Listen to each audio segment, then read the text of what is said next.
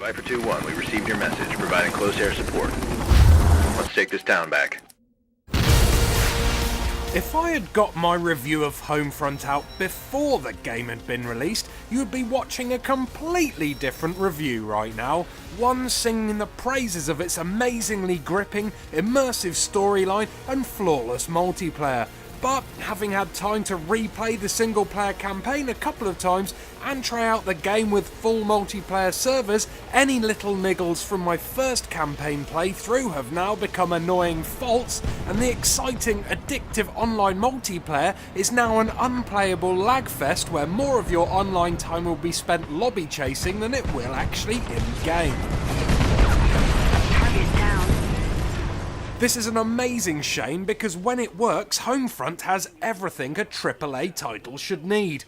A great premise, tense action scenes interspersed with atmospheric set pieces, and a multiplayer mode which cherry picks the best bits from all the other AAA online games and pops them into a sublime shooter experience.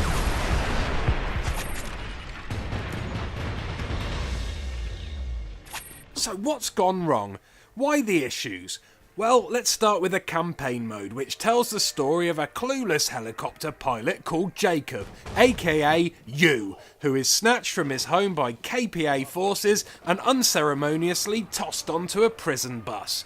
Dropping cutscenes in favour of Half-Life 2 style in-game cinematics makes a great difference when it comes to story immersion in Homefront, so this hellish bus ride really brings home the horrors of the occupation. Staring out of the window, you were treated to scenes of North Korean soldiers savagely abusing their prisoners, torturing or executing them in broad daylight without a hint of remorse. If the job here was to create an unsettling sense of helplessness, fear and anger, then job done, because in the first 5 minutes I saw probably the most graphic and disturbing scene I have ever witnessed in a video game, and it revolved around an infant child and its parents. I'll say no more than that for fear of ruining the impact, but the way it was presented and the voice acting from those involved created something utterly chilling, highlighting the pure depths of evil and indifference that some human beings are capable of. The fact that it was presented in a "this could actually happen" kind of way, and wasn't just some gratuitous by-the-numbers gore scene like you may see in something like Manhunt or Condemned, made it all the more hard-hitting. It's not often imagery in a game stays with me like that, and this shock tactic worked wonderfully, and from then on the game had me in its grip. Which is why I didn't notice, or chose to ignore the first time round, the host of glitches and story inconsistencies which were pretty obvious from the outset. What do I mean?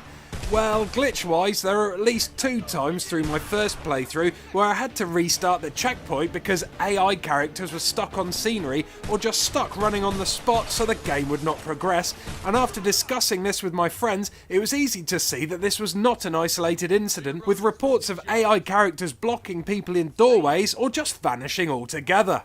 Although it was written by John Milius, aka the man who gone done and wrote Red Dawn and Apocalypse Now, there are some glaringly bad plot issues. The main one was pointed out to me by a friend who observed that although the Resistance tried to rescue you because you were a helicopter pilot and treat you like you're a rare commodity, in a later level you are confronted by loads of helicopter pilots and even have to ride alongside them in a chopper as a gunner in one scene. I mean, why not just get one of the many pilots the Resistance stroke army already has to do the job and save all the unnecessary death and destruction caused by freeing your character? Continue to strip back the layers of shock and awe and you soon realise that all the supporting characters are generic, by-the-numbers, forgettable action heroes who fill the Hollywood action movie cast quota rather well, but do little more than that in terms of story development. And really, for a game that is trying to be realistic, there are a lot of times when the immersion is ruined by sloppy programming or design. Take the bulletproof plywood you can take cover behind, or the collectibles for instance. These random newspaper pages scattered around the levels are supposed to add backstory to the game, but pick them up and you are confronted by some of the most bland, boring, out-of-place text ever. The whole thing just looks plain ugly. Then there are the countless invisible walls which surround objects and AI characters. In the second level there is a tyre swing in the garden. Most games would be programmed so you could push the swing or at least wobble it on its chains. In Homefront it's like it's surrounded by a perspex box. And it's this way with every object. It even happens with the AI characters, so you are often left waiting outside of doors while your whole team goes through, because trying to enter them at the same time causes a weird sort of traffic jam where you end up getting pushed back from the opening.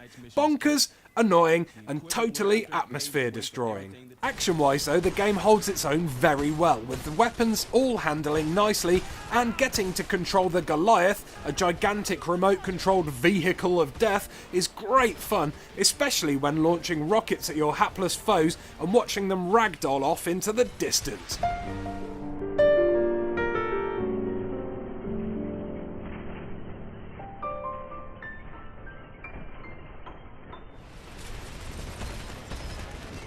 Now, the saving grace of Homefront should be its multiplayer, and before the game sold hundreds of thousands of copies on launch day, Homefront had a multiplayer mode which literally had me shouting with joy. Without the lag and server errors which are present at the moment, Homefront's ground control matches are some of the most enjoyable and exciting since Battlefield Bad Company 2 and its rush mode. Playing through the multiplayer and earning battle points to buy equipment and vehicles on the fly is a stroke of genius, and once you have ranked up high enough to afford tanks and helicopter gunships, the action is amazing. With 32 players online at once in a match, the battles are intense, and the tug-of-war style gameplay found in ground control means there are some nail-biting climaxes to your games.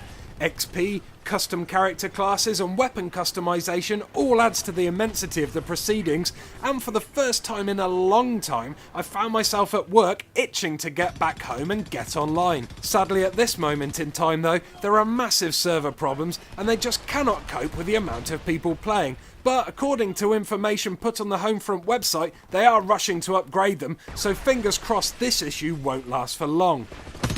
All in all, Homefront is a slight disappointment for me, considering I love FPS games and was looking forward to this immensely, and although there are no massive faults with it, the many minor problems have relegated it in my mind from an outstanding experience to an above average one. The single player is a nice distraction, even though it is the shortest campaign I've played in a long time, but when it works, the amazing multiplayer is well worth the asking price of the game alone.